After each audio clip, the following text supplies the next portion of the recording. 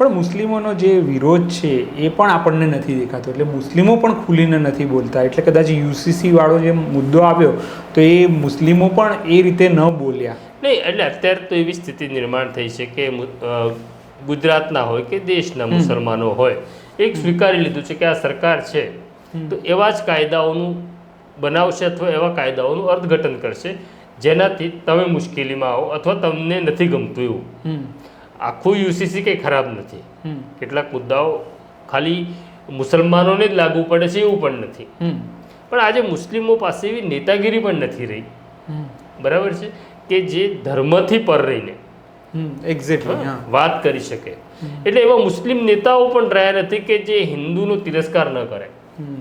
આજે ઓવેસી જે ભાષામાં વાત કરે છે તો તમને બરાબર સમજાય કે એમને પણ હિન્દુ નથી ગમતો. તો આ પ્રકારની નેતાગીરી ન હોવી જોઈએ.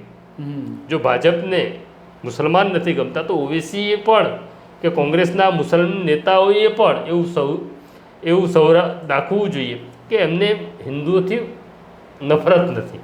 પણ એવું બંને તરફ નથી થઈ રહ્યું.